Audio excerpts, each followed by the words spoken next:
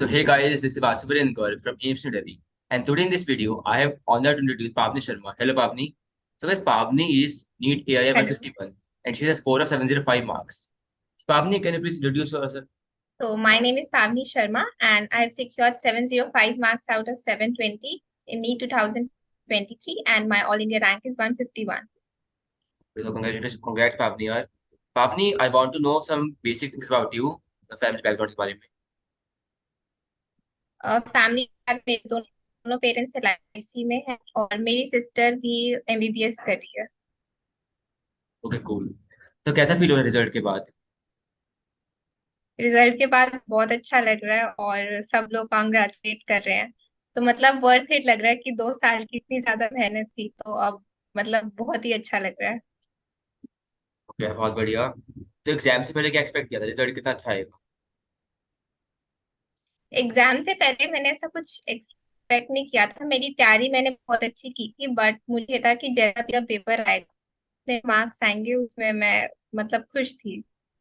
अब 705 मार्क्स आए तो अब तो बहुत ही खुश हूँ। अच्छी बात है यार, तुम्हारा फर्स्ट अटेम्प्ट था ये? हाँ, फर्स्ट अटेम्प्ट था मेरा। तो कब स्टार्ट की थी प्रिपरेशन नीट के लिए? नीट के लिए एज इन प्रॉपर प्रिपरेशन मैंने 11th 12th में स्टार्ट की थी बट उससे पहले मैं ओलंपियाड्स और एनटीएससी में मतलब मैंने उसकी तैयारी की थी। तो मैं शुरू से ही सिंसियर तो थी उस पे फोकस रखा था बट मेन तैयारी मैंने 11th 12th में स्टार्ट की। सो तुम्हारी इनिशियल डेज कैसे प्रिपरेशन की, जब तुम क्लास 11th में प्रिपरेशन स्टार्ट की थी? सो जो इनिशियल डेज से प्रिपरेशन जर्नी की वो कैसे थे तुम्हारे लिए? इनिशियली जब मैं आती थी तब तो नंबर इतने नहीं आते थे मतलब इतना थोड़ा सा शायद ज्यादा करके हम अपनी तैयारी स्टार्ट करें। बट जब नंबर नहीं आते तो फिर परेशान मतलब मैं परेशान भी हो जाती थी कि इतने नंबर नहीं आ रहे हैं। बट धीरे धीरे जैसे सिलेबस आगे बढ़ता गया चीजें समझ में आई तो फिर धीरे धीरे ठीक होता गया आगे। ठीक है. तो एक non academic point of view से बात करें तो what the most frustrating thing that you have faced in your preparation journey? 2 साल से ज्यादा तो ये होता है कि इतना ज्यादा कंपटीशन बढ़ रहा है और जब नंबर नहीं आते हैं तो वो सबसे ज्यादा फ्रस्ट्रेटिंग होता है कि हम इतना पढ़ाई कर रहे हैं उसके बाद भी नंबर नहीं आ रहे हैं। और स्ट्रीम्स में जो बच्चे हैं वो फिर भी मजे कर लेते हैं लेकिन हम तो पढ़ते हैं के बाद भी हमारे जब नंबर नहीं आते हैं। ठीक है, सबको फील होता है ये वाली बात, मेरे को बहुत ज्यादा फील होती है ये वाली बात. ओके. सिर्फ ब्रीफ जर्नी क्या आती है जब क्लास शुरू 11th 12th की, जिसमें इनिशियल मार्क्स कमाते थे, लेकिन कैसे उस चीज को इम्प्रूव करें? तो जब 11th की जर्नी स्टार्ट हुई तो मेरे इतने नंबर नहीं आते थे मतलब तो मैं शायद 60 राउंड एक्सपेक्ट करती थी बट उतने नहीं आते थे क्योंकि पढ़ना भी नहीं आता था। शुरू में तो समझ ही नहीं आ रहा था कि कहाँ से क्वेश्चन सॉल्व करें कैसे पढ़ते हैं। पर धीरे धीरे जब जर्नी आगे बढ़ती गई तो टीचर्स ने भी समझाया कि ये बुक्स फॉलो करो ऐसे पढ़ो। तो फिर धीरे धीरे मार्क्स इंप्रूव होने लगे बट बीच में भी ऐसे काफी बार होता था हम बहुत पढ़ते थे और नंबर नहीं आते थे। कुछ टॉपिक्स ऐसे होते थे लेकिन फिर भी जब हम मतलब मेहनत करते रहते हैं आगे तो फिर वो समझ में आ जाते हैं। ओके बहुत बढ़िया. सो बस पावनी शर्मा जेनेसिस क्लासेस करनाल के स्टूडेंट है. So Pavani, what was the role of coaching in your journey? Coaching तो मतलब जब मैं 10th में थी तो मैंने सोचा था कि मैं बाहर जाऊंगी चंडीगढ़ कोटा। बट जेनेसिस में मैंने स्टार्ट की थी अपनी जर्नी और मैं बहुत ही ज्यादा मतलब अगर कोचिंग इंस्टीट्यूट नहीं होता तो शायद मेरे इतने अच्छे नंबर नहीं आते। कोचिंग इंस्टीट्यूट का मतलब रोल होता है कि आपको शुरू में नहीं पता होता कि कैसे पढ़ना होता है तो वो टीचर्स आपको समझाते हैं। तो मेरे तो वो बहुत ज्यादा बेनिफिशियल रहा है। Okay. So Pavani, what was the contribution of family in your journey? Family तो मेरी मतलब बहुत ज्यादा सपोर्टिव थी जब इवन लास्ट के 50 डेज में भी मेरे नंबर थोड़े ड्रॉप हो गए थे। बट वो कभी मेरे को ऐसे डांटते नहीं थे कि नंबर क्यों नहीं आ रहे हैं। जब भी मेरे कम नंबर आते थे फिर भी वो मुझे मोटिवेट ही करते थे, नहीं नहीं 720 की तैयारी करो तुम्हारे आएंगे। और मेरी सिस्टर भी इसी उसमें तो मुझे बहुत गाइड करती थी कि नहीं परेशान होने की कोई बात नहीं है, नंबर आ जाएंगे बस तुम मेहनत करते रहो। तो फैमिली तो मेरी बहुत ज्यादा सपोर्टिव रही है इस चीज में। ठीक है बहुत बढ़िया. तो एक बात पूछते हैं, तुमने बोर्ड्स को और नीट को मैनेज कैसे किया साथ साथ? बोर्ड, अगर आपने मतलब नीट की तैयारी अच्छे से की होती है तो बोर्ड्स आराम से मैनेज हो जाते हैं, क्योंकि 11th 12th का वही सिलेबस पूछा जाएगा जो आपने पढ़ा है। 11 मतलब बोर्ड्स में वही सिलेबस आता है। तो अगर आपने तैयारी कंपटीशन की अच्छे से की है तो बोर्ड्स पे ज्यादा मुश्किल रहते नहीं है। मैंने 10-15 डेज पहले ही बोर्ड्स के लिए पढ़ना स्टार्ट किया था और मेरा आराम से हो गया था, क्योंकि कंसेप्ट तो सारे क्लियर ही थे। तो कंपटीशन की तैयारी के साथ हो जाते हैं बोर्ड्स भी। खैर बहुत बढ़िया। आपने तुम्हारे एक्सपीरियंस के अकॉर्डिंग, डू यू थिंक तुमने कोई बहुत बड़ी गलती करी थी, बहुत बिग मिस्टेक्स की थी, ब्लंडर किए थे जिसको तुम्हें नहीं करना चाहिए थे जर्नी में तुम्हारी? ऐसे बहुत बड़े ब्लंडर नहीं किए, छोटी छोटी मिस्टेक्स की। यहाँ से शायद थोड़ा एक्स्ट्रा पढ़ लिया, वो इतना ज्यादा एक्स्ट्रा पढ़ने की जरूरत होती नहीं है। जब हम नीट में प्रिपेयर कर रहे होते हैं तो हमें लगता है ये भी पढ़ लेते हैं, ये भी पढ़ लेते हैं, वो ये बुक सॉल्व कर रहा है, वो बुक सॉल्व कर रहा है, इतनी की जरूरत होती नहीं है। मतलब नीट में सिर्फ अगर एनसीईआरटी भी अच्छे से पढ़ी जाए तो वो मोर देन सफिशिएंट हो जाती है। कंसेप्ट पे बस फोकस करें और एनसीईआरटी पढ़ें तो ठीक हो जाता है। ठीक है, तो तुम्हें एनसीईआरटी की जो इंपॉर्टेंस थी वो कब समझ आई थी? एनसीईआरटी की इम्पोर्टेंस 12th जब स्टार्ट हुई तब मेरे को धीरे धीरे समझ आने लगा कि एनसीईआरटी, उससे पहले मैं इतना एनसीईआरटी नहीं पढ़ती थी, बट उसके बाद मुझे रियलाइज हुआ कि अगर एनसीईआरटी पढ़ो तो एक तो काम आपका वर्कलोड कम हो जाता है, आपको ज्यादा जगह भटकने की जरूरत नहीं है, और फिर आपके नंबर भी इम्प्रूव हो जाते हैं। ठीक है, तो मैंने सराहन से बात की इस बारे में कि उसने भी यही कहा कि एनसीईआरटी की इंपॉर्टेंस क्लास 12 में समझ आई थी, उससे पहले उसको भी एनसीईआरटी की इंपॉर्टेंस इतने से समझ नहीं आई थी। सब आपने कितनी बड़ी एनसीईआरटी पढ़ी थी तुमने? मैंने एज इन काउंट नहीं किया था। मेरा ऐसा होता था, अगर एक क्वेश्चन मेरा उस चैप्टर से गलत हो गया तो मैं पढ़ती थी वो चैप्टर पूरा एक बार पढ़ती थी, चाहे फिर मेरे को 10 बार पढ़ना पड़े, 15 बार पढ़ना पड़े। ठीक है, so it's not about one two revisions, it takes multiple revisions. So आज मेरा अगला question, what are the source of question practice for you, basic source? Basic source तो मेरे कोचिंग के सबसे पहले मॉड्यूल्स करती थी मैं सॉल्व, और नोट्स जो टीचर्स ने पढ़ाए नोट्स पढ़ लेती थी। और फिजिक्स में मैंने डीसी पांडे सॉल्व की थी, 12th में की थी, 11th में नहीं की थी। और बाकी में क्वेश्चंस के लिए केमिस्ट्री में एनवस थी, और एमएस चौहान, और बायोलॉजी में डॉक्टर अली सॉल्व करती थी। Doctor Ali, okay. सो एक मेरा पॉइंट है, मेरा पर्सनल पॉइंट ऑफ व्यू है कि अगर एनसीईआरटी तुम पढ़ोगे, अगर तुम कोई एक्सटर्नल सोर्स क्वेश्चन प्रैक्टिस नहीं भी करोगे, but you read NCERT in such a deep way कि तुम एनसीईआरटी पढ़ोगे एंड उसमें से अपने क्वेश्चन फ्रेम करोगे खुद से, then also it is very easy for you to crack NEET. So कि तुमने भी एनसीईआरटी के अपने क्वेश्चन बनाए थे, फ्रेम किए थे क्वेश्चंस? हाँ, मैं साथ साथ फ्रेम करती रहती थी कि इस लाइन से क्या क्वेश्चन बन सकता है, या इस लाइन को घुमा के वो कैसे पूछ सकता है। एक एक लाइन को, खासकर इनऑर्गेनिक और बायोलॉजी में तो खासकर कि एक एक लाइन पे फोकस करती थी मैं।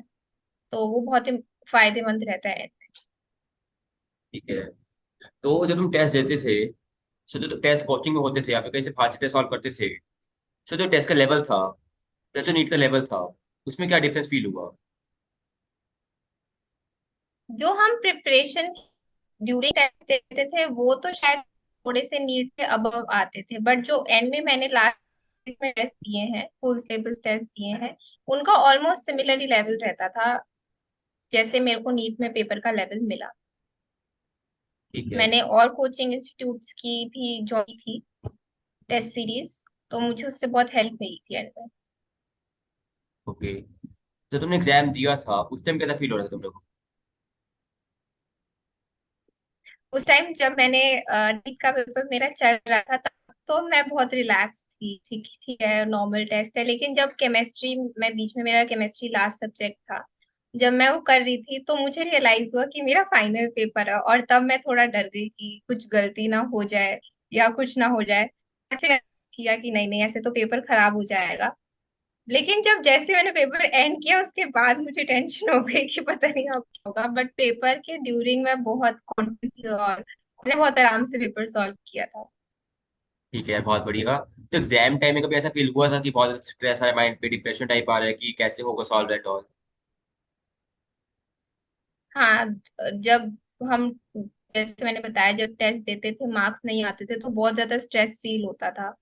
और ऐसे भी मोमेंट्स आते हैं कभी कभार जो आपसे काफी पीछे होते थे बच्चे, उनके भी आपसे ज्यादा मार्क्स आ जाते हैं, तो आपको और भी ज्यादा लगता है कि पता नहीं हम क्या गलती कर रहे हैं। तो उस स्ट्रेस के मैनेज करना, तो मैं तो अपने पेरेंट्स से या टीचर से अपनी शेयर करती थी प्रॉब्लम, और मुझे वही बेस्ट वे लगता था। तो ऐसे स्ट्रेस मैनेज कर सकते हैं। ओके। तो 705 मार्क्स बनते हैं, ब्रेकअप के मार्क्स का? सब्जेक्ट वाइज मेरे फिजिक्स में 175, केमिस्ट्री में 175, और बायो में 355। तो एग्जाम टाइम में ऐसा फील हुआ कि गलती करी जो नहीं करनी चाहिए थी, जिस वजह से और अच्छे मार्क्स आ सकते हैं? हाँ, मेरे दो क्वेश्चन बहुत ज्यादा मेरी सिली मिस्टेक हो गई थी। दो क्वेश्चन इवन ऐसे थे वो कि अगर कोई और बच्चा गलत करके आता तो मैं वो बोलती कि क्या क्वेश्चन गलत करता। बट कोई बात नहीं, मैं खुश हूँ। कोई बात नहीं, वो सब होते रहता है, ठीक है। ओके। तो अपनी क्या एडवाइस देना चाहोगे तुम अपने नीट एस्पिरेंट्स को, जो नीट की तैयारी कर रही है अभी, प्लस सिलेक्शन इस साल नहीं हो पाया, जो ड्रॉप कर रही है, क्या एडवाइस देना चाहोगे? मेरी एडवाइस कि पूरे कंसेप्ट से ज्यादा कंसिस्टेंट रहना सबसे ज्यादा इम्पोर्टेंट है। और कभी मार्क्स कम आते हैं, कभी मार्क्स ज्यादा आते हैं, बट मार्क्स का कोरिलेशन हार्डवर्क से नहीं होना चाहिए। चाहे ज्यादा है चाहे कम आए, हार्डवर्क तो करना ही है। और लोग बोलते रहेंगे कुछ भी, कोई आपको बोल के जाएगा कि आपका सिलेक्शन शायद ना हो, या ऐसी बातें मतलब बिल्कुल सुनने की नहीं होती हैं। और सिर्फ लगे रहना होता है, और एंड में जब आप 2 साल जब मुड़ के देखते हो, जब आपका सेक्शन हो जाता है, तो आपको लगता है कि शायद इतना मुश्किल भी नहीं था। बस थोड़ा सा कंसिस्टेंट रहें और मेहनत करते रहें तो बहुत आसानी से हो जाएगा। ठीक है। इस पर आपने एक बहुत बड़ा क्वेश्चन मेरे माइंड में, काफी लोग अपनी जर्नी में स्ट्रेस हो जाए, काफी ज्यादा स्ट्रेस, डिप्रेशन, एंग्जाइटी बहुत ज्यादा हो जाता है उनके माइंड पे। सो उन्होंने स्टेट ऑफ माइंड को कैसे अच्छा रखा? इसका एडवाइस मेरा यही रहेगा कि आप जितना ज्यादा हो सके अपने पेरेंट्स से और अपने टीचर से बात करें इस बारे में। अगर नंबर नहीं आ रहे हैं तो उसको एनालाइज, को टेंशन लेने की बजाय उसको एनालाइज करें कि आप गलत कहाँ कर रहे हैं, में भी सिली मिस्टेक हो गई है या कंसेप्ट समझ नहीं आ रहा है।